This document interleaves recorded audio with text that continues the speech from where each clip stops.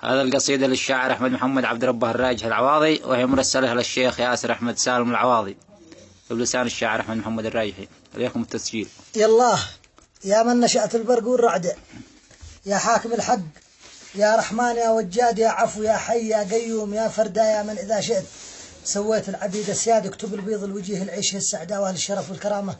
سق لها الامداد وذاك ذي تم أعماله وهي جحدة، وين لها رب يا إلهي وانت بالمرصاد، بوقايد أحمد عيون نومها صدام عذي عيون أحمد على الميعاد، تعب وضيقه وسع هزمه وسع رده أحيان بأحيان،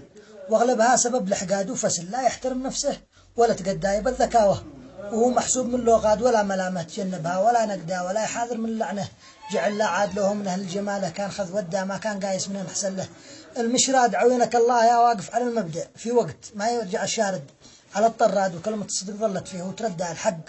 وهالفسالة سمها الأجواد، من قبلنا كان ذي له في الوفاء مدة يتحمل العوج، ومن بعض العرب جحاد ما يحسب الجمل والمعروف والودة، ولو سقاه العسل من منبعه ما فات قد خير من قرب بعض أصحابنا البعدة، وعيش وحدي ولو عاني تعب وانكاد يا بنت قيل أنت متحالف مع الأعداء بفضل امشي،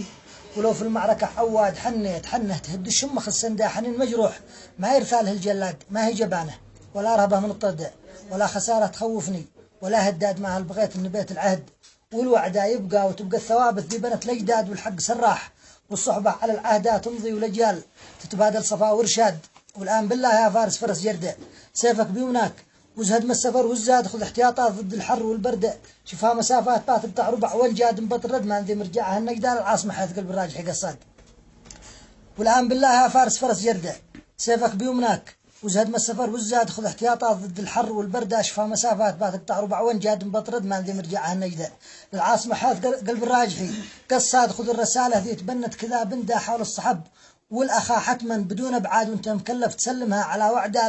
لا يد ابو رامي الشيخ الفتن نقاد، وهدي حطورات لب العود والندى ودم التحيات من قلب احمد الوداد، وفوقها دم باقه من الورده بغلاثه من سعرها تصدير واستيراد شيمه وقيمه وتقديرا ومستقدا وخلاص وامال، في المستقبل الوعاد يا نجل بن سالم احمد صالة المجدات تفخر بضباطها والصف والافراد، لك باع وافي ولك في حلها يدا، ولك في البلد كلمه مع القياد ولك مكانه، وصيت الاب والجده مثلك يزيد طموحه مثلك يزيد شموخا وانتماء واسناد، ما نام بالغ ولا عجب بالمدح شده ولا من النوع ذي يعجب على الكداد، بس الحقيقة ولو حد هدها لابد ما تصبح العليا على الأشهاد،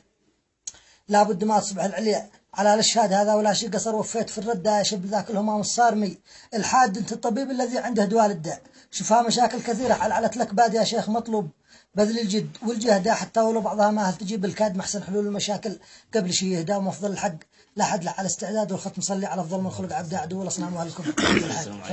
صح لسانك يا أبو علي.